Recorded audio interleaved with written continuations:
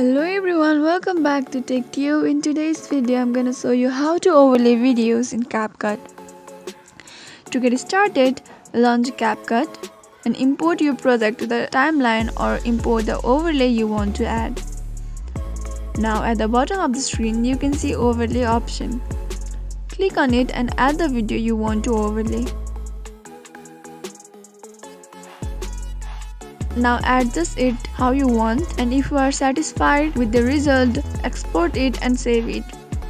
You are good to go now.